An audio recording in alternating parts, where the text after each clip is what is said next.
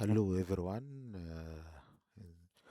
We'll continue to provide the training course on AWS certificate for generative AI developer professional. Where in this video we'll focus about AI safety, security, logging and tracing services provided by AWS for the AI foundation models. So we'll start with AWS identity and access management. IAM. This service is used for controlling who can access what service in AWS.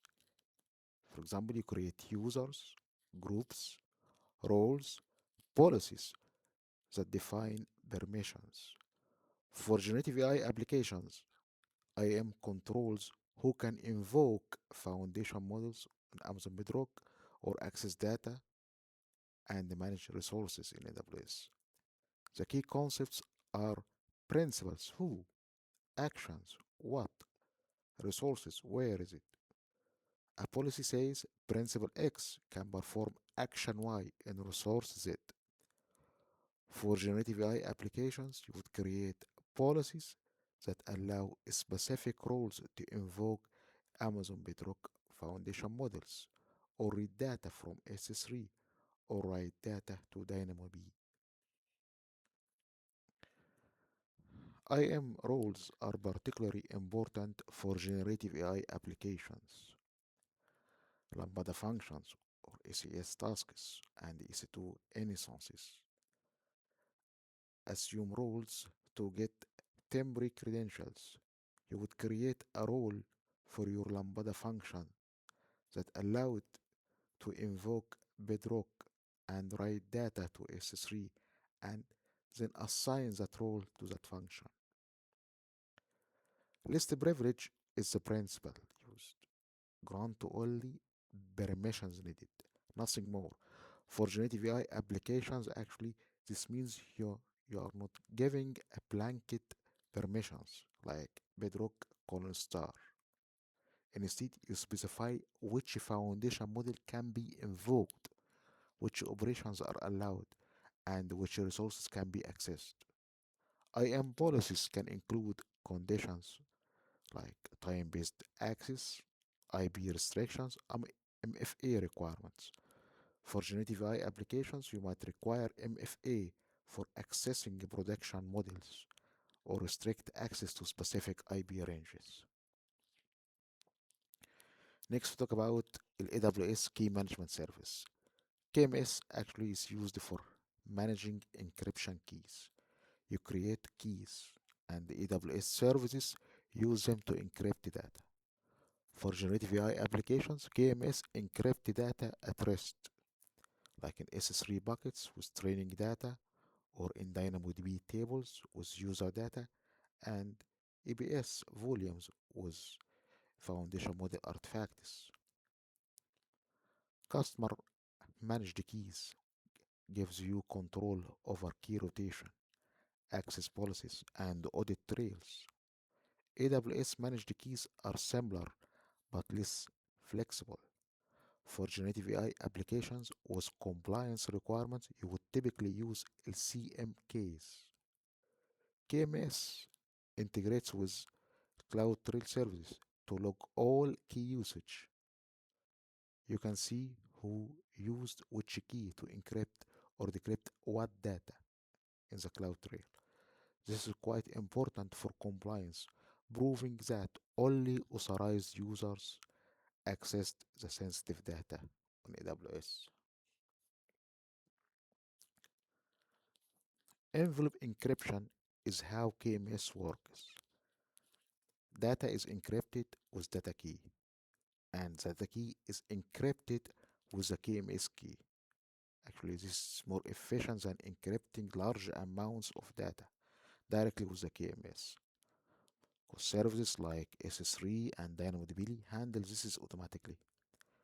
For generative AI applications, KMS is particularly important for encrypting training data, fine-tuning datasets, and model outputs that might contain sensitive information.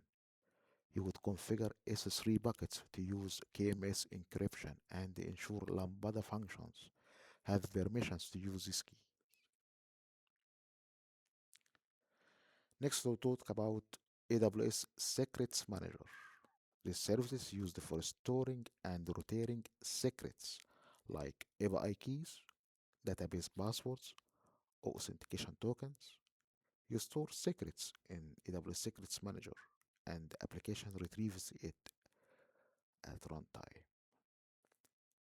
This is better than hard coding secrets in code or environment variables. Automatic rotation is a key feature where Secrets Manager can automatically rotate database passwords, API keys, and other credentials on a schedule. For generative AI applications, you might rotate API keys for external model providers or database credentials for vector databases used. Secrets Manager integrates with RDS, Redshift, DocumentDB for automatic rotation. For other secrets, you write Lambda functions that perform the rotation itself. Secrets Manager calls your function on a schedule. For generative AI applications, Secrets Manager stores API keys for external services, database credentials, and authentication tokens. For third-party integrations, Lambda functions and the ECS tasks retrieve these secrets at runtime using IAM permissions. The difference between actually Secrets Manager and Systems Manager parameter store is that Secrets Manager is specifically for secrets with rotation, but in parameter store is for configuration values. We use Secrets Manager for sensitive credentials, but in parameter store we use it for non-sensitive configuration data. Next, we talk about AWS CloudTrail. CloudTrail logs all API calls in your AWS account. Every action, like creating resources, invoking foundation models, accessing data, is logged in CloudTrail. For generative AI applications, CloudTrail provides an audit trail of who did what and when. CloudTrail logs includes the identity of the caller, the time of the call, the source IP, the request parameters, and the response data. For generative AI applications, this means you can see who invoked which foundation models, what prompts were sent to this model, and what errors occurred while invoking the foundation models. CloudTrail also integrates with CloudWatch logs and S3. You can stream logs to CloudWatch for real-time monitoring or storing them in S3 for long-term retention. For compliance, you would typically store CloudTrail logs in S3 with encryption and lifecycle policies. CloudTrail Insights detects unusual activity like spikes in API calls for the foundation models, or errors, or access patterns. For generative AI applications, this means this might detect someone trying to access foundation models they shouldn't allow, or unusual volumes of foundation model invocations in AWS. For generative AI applications, CloudTrail is critical for compliance and security. You can prove who accessed what data, track model usage, and investigate security incidents. In the exam, it will ask about CloudTrail for audit and compliance scenarios. You will see different scenarios in the exam for this. Next, talk about Amazon CloudWatch. Actually, this service is used for monitoring and observability. It collects metrics, logs, events from all AWS services and applications deployed on it. For generative AI applications, CloudWatch monitors foundation model invocations, latency in the calls, errors, and costs by calling these foundation models. CloudWatch metrics are numerical data points, model invocation count, or latency, or error rates. Amazon Bedrock publishes metrics automatically, and you can publish custom metrics from your applications. You create dashboards to visualize these metrics and alarms to alert on thresholds defined.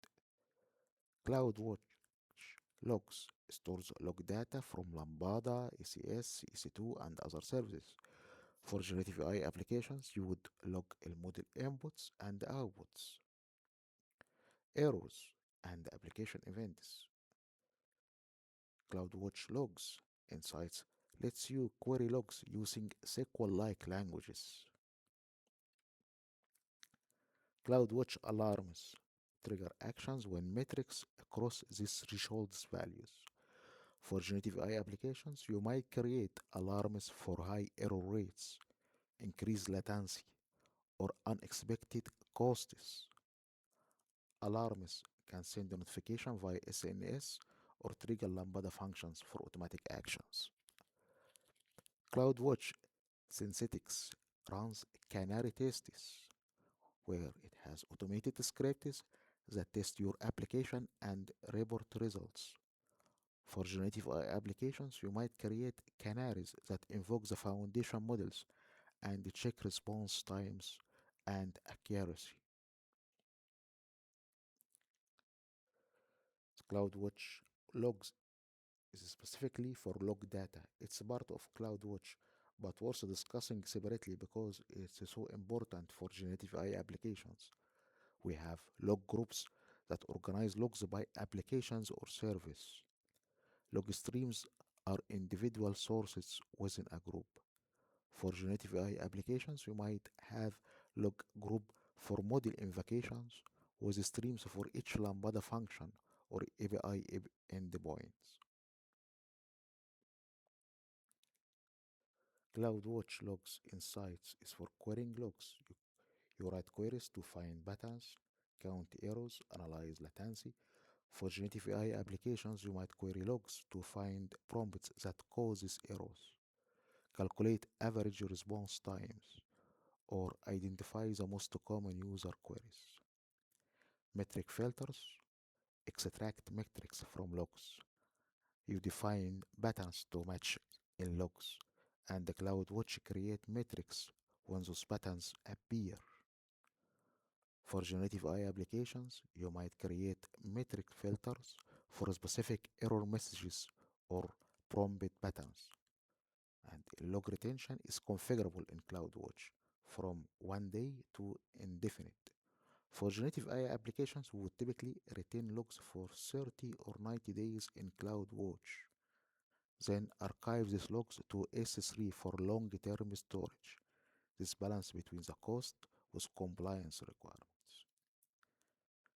Thank you guys for watching this video. I hope you like the content of this video by clicking like on the video. And if you have any questions, you can comment on the video and please subscribe to my channel so that you can be notified of the new videos we'll upload in my channel. Thank you.